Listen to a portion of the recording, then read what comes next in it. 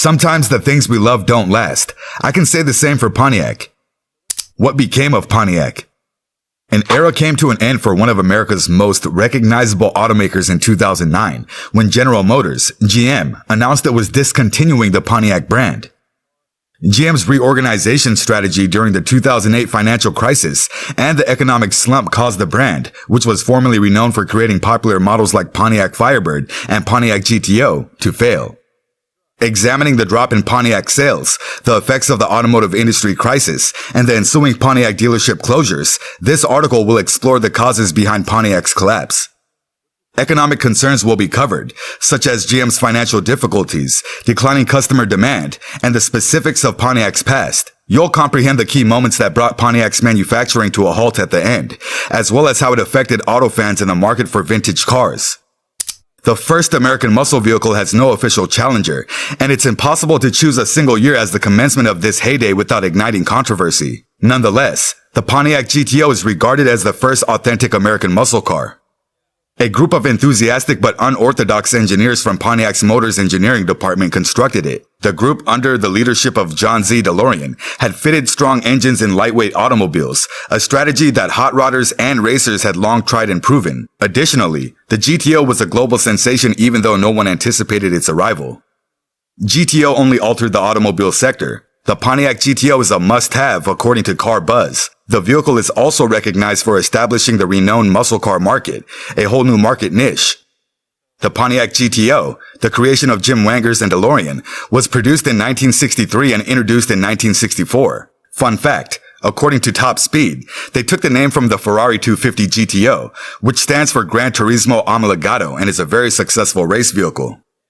Its outstanding performance was the main factor in its rapid rise to fame, but it is impossible to overlook the impact of intensive marketing campaigns. Before long, every other brand joined in, including General Motors, and the heyday of muscle cars was born. Even though GTO achieved immediate popularity and was dubbed the father of all ponies, his path was never easy. After all the amazing memories, this was why the Pontiac ended. Pontiac GTO sales had spiraled downwards. In 1966, Pontiac GTO sales were the greatest of any muscle vehicle. The car sold over 100,000 units that year, which allowed it to withstand the influx of rival vehicles from General Motors and other manufacturers. 1970 saw the start of the muscle icon's steady demise. The muscle vehicle movement presented insurance firms with a lucrative opportunity, therefore they imposed high fees on its owners. However, in the majority of cases, this resulted in insurance premiums that were many times greater than the actual automobile payments. Buyers were not impressed, and keeping up with the increased fees was becoming absurdly costly. The sales statistics began to show the results. GTO was eventually discontinued as a standalone model. It was now an optional package once more, this time for the Pontiac Le Mans. Another nail in the coffin for the whole muscle car market, including the Pontiac GTO, was the 1973 oil crisis. Customers have been moving to foreign vehicles that are more economical and fuel efficient. It makes sense that they had grown tired of big performance vehicles that consumed a lot of petrol and had very low fuel efficiency. GTO's case was further harmed by this sharp drop in public interest in the ponies. Nevertheless, a style tweak dealt the death blow. The Pontiac GTO saw 7 distinct redesigns between 1964 and 1974. The firm was desperately attempting to preserve the GTO name in 1974. In a last-ditch effort, they switched the trim package to a Pontiac Ventura with a V8 engine that produced 15 mpg of fuel efficiency. While somewhat improved than the previous versions, the fuel efficiency remained still insufficient. It was unable to regain focus as a result. The GTO was no longer profitable, despite the fact that sales had increased somewhat from the year before. As a result, the following year it was removed from the lineup. Fun fact, the Pontiac Ventura was deemed ugly and foolish looking by High Performance Pontiac magazine in their 1983 GTO Special Edition.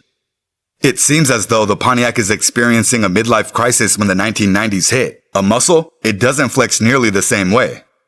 Pontiac's performance image, which made him the personification of power, begins to wane. In whispers, many ask, what became Pontiac's mojo? 2004. The Pontiac GTO rose from the ashes only to die again. General Motors made sure the public never forgot the model, even though it was officially discontinued. At the motor shows every few years, they continued to tease the audience with concept versions. The legend was finally brought back to the American market by GM's Australian division, Holden. 30 years after the GTO was withdrawn and after several teases. Launched in 2004, there were high hopes that the new GTO would restore the enchantment, but sadly, it was nothing like the previous model from the 1960s, which was forceful and evocative. It was also the buyer's section that had advanced. They had fallen deeply in love with the vintage-looking Camaros and Mustangs. Even while GTO was strong and had striking characteristics, its conventional and uninspired style did not inspire much enthusiasm, and it eventually died a second death. The financial crisis came like a ton of bricks in 2008. The pressure is really getting to GM, and they're keeping a close eye on all their brands, counting down the pennies, and deciding who will survive. There are also the machine's gremlins. A soap opera's worth of problems are surfacing in several Pontiac models. Like a persistent cough that won't go away, it's more than simply a hiccup. It is competitive, and GM is planning like a 3D chess game. It appears that Pontiac is no longer the golden child, and they are pursuing brands that can generate revenue. Our journey comes to an end, and it's time to say the difficult goodbyes. The news breaks in 2009. Pontiac is under threat. GM's reorganization, and Pontiac seems to have been put on hold. The roads have been in use for a century, but the lights are beginning to fade. As the year goes by, it becomes official. Pontiac's production line will cease operations in 2010. As factories close, the company that used to dominate the streets is stepping down. Pontiac's demise was lamented by gearheads worldwide. The brand's loss was much regretted, not only in America but globally as well. Automobiles like the Firebird and the GTO had become legendary. It was making automobiles that looked excellent and could compete with the finest from manufacturers like Ford. However, things quickly went wrong. This is a result of rebadged Chevrolets, subpar construction, and the quite unsightly Aztec, and other subpar vehicles with plastic bodies. In a short period of time, Pontiac went from being one of the top automakers in the US to becoming one of the greatest jokes. Pontiac was doomed as the 21st century emerged. The truth was that, as the 21st century ushered in, the brand was obviously doomed. Additionally, it was competing for automobiles in the same sector, under the same general brand. Why should General Motors have 4 or 5 different divisions that offer essentially the same vehicles? The statements made by President Obama couldn't have been more accurate. The fact is that Pontiacs are no longer in demand, even those who profess to love them deeply. Many should have predicted Pontiac's demise when GM itself was experiencing financial troubles in 2009. Even in 2023, it is still greatly missed. However, it never had a chance.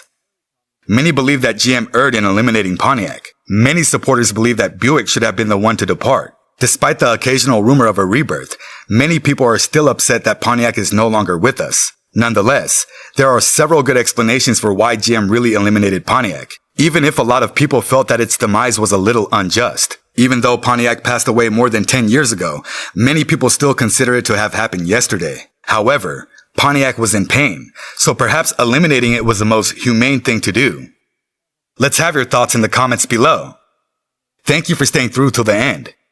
Hit the subscribe button and don't forget to watch our previous videos.